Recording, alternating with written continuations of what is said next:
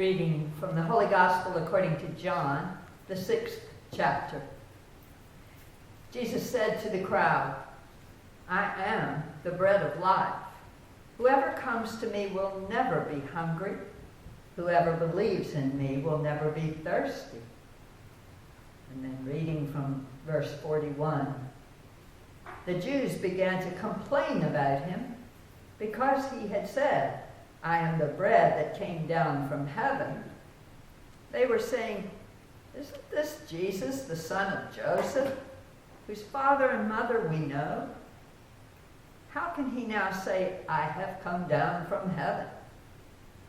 Jesus answered them, "Do not complain among yourselves. No one can come to me unless drawn by the Father who sent me.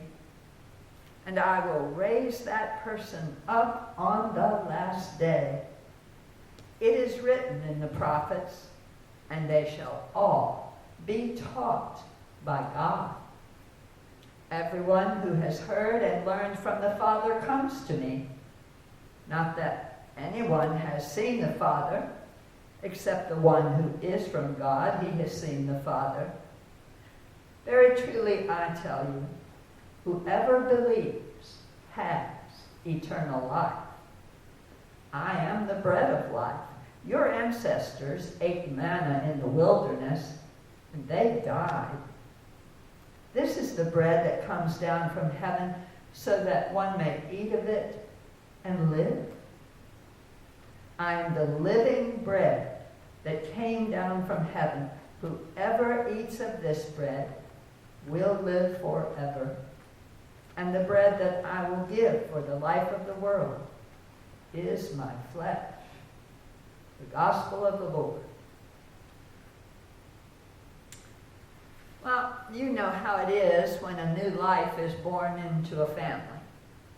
Often someone will try to look for a resemblance to mother or father or someone related. I was told growing up that I had my dad's eyes.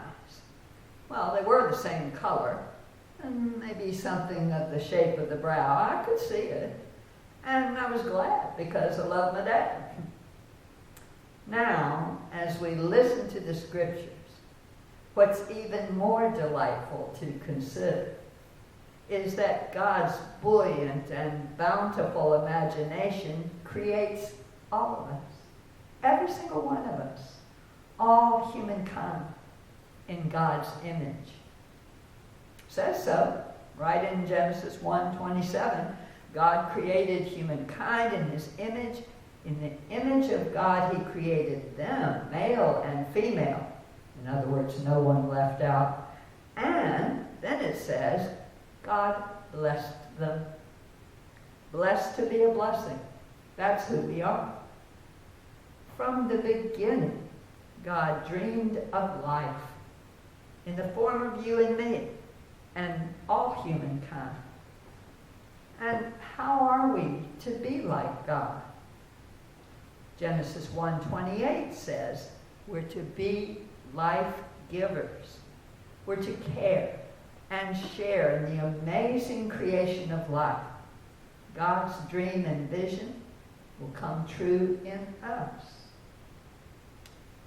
Well, in seminary, I was thankful to have a really terrific professor of the Hebrew language. He was a man who had studied Hebrew in the Institute in Jerusalem. He'd even taught there. And I'll never forget how he filled in the picture of Genesis 1:28 as our mission in life. Now, you and I, we all know the English words, be fruitful and multiply. Sound familiar? Fill the earth, subdue it, have dominion over it. Don't those English words sound kind of in charge and living large? You know, without question. But the Hebrew words have a different slant. And the mission statement for human beings is to be life givers and caregivers. Hebrew words sound more descriptive. Listen. The word translated multiply is the Hebrew word yaba, and it means to grow in wisdom and awareness. The word for fill the earth, is malad, and it means bring a gift to the earth. The word we translate as subdue is in Hebrew kabash, and it means to press on or to rub tenderly as if you were kneading bread dough or giving a back rub. You hear the difference, don't you? From subdue to knead and rub. And finally, that word have dominion over. Hebrew word is radah, and it means to make function properly. It means literally the person who is in charge of the irrigation system. That is very necessary work in a desert. So if you read this all together, God is giving us our mission statement as human beings to sound something like this: be fruitful and mature, grow in wisdom and awareness, bring a gift to the earth, and knead the earth tenderly to make it function properly, so that all living things shall have life abundantly. And you know, when God looked at creation, what did God see? It was good and very good. You and I are given life to be the kind of life givers God had in mind. Life sharers and carers who live the dream, God's dream. Joy for the fishes in the deep blue sea, you know. Joy for you and me. So how has that been working out? Yikes. Sometimes, too many times, God's dream in our hands has turned into a nightmare, I fear. I mean, here we are, created as life givers and blessed to be a blessing, and when we do that, we live in that blessing, and we have our Father's eyes to see as God sees. The dream is still good, very good. But what happens? We lose sight of our mission. We get all twisted and start running off in other directions. Oh, how it breaks God's heart to see the earth and human life and all creation groaning in affliction and troubles we can't solve ourselves. We know God vowed and promised never to destroy it all again, never to start over completely. The Rainbow Covenant is still in place. But God did not sit idly by, wringing divine hands in grief without keeping an eye on us. God has not left us in a nightmare.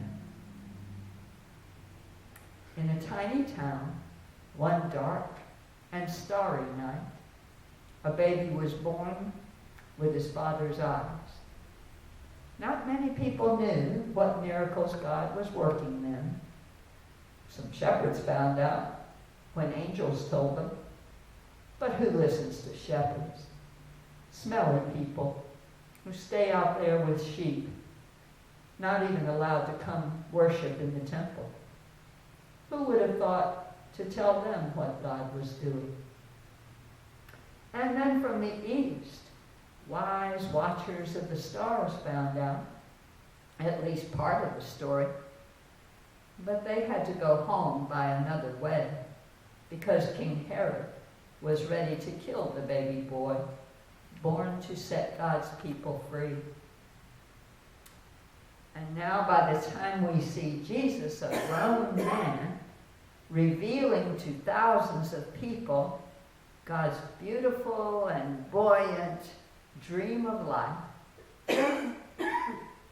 by the time he's giving bread to share, and teaching people to care. By the time there were many witnesses to the goodness God means for us to have, there were others. Others living with hardened hearts, living so that they could cling to their own ideas of what life should be. They just couldn't grow in the wisdom that Jesus is the very bread of life, that they could share in God's dream for life. They had forgotten God's original blessing. They had become hard in their hearts. They forgot to be wise and aware, forgot to bring a gift to the earth, forgot to treat the earth gently like kneading bread, and how to see through their Father's eyes. Now, all that meant they did not recognize God living in Jesus as he stood in front of their eyes. Consequently, we know the story. Jesus died a very human death at the hands of those blinded and hardened by their own view of life. And on that Friday, it looked for all the world like the dream of a good creation would be dead on arrival. If you and I had to leave from here right now, at this point of the story, and if we could hear no more of it, there'd be no hope. That would be the end of things. No deliverance from all our terrors.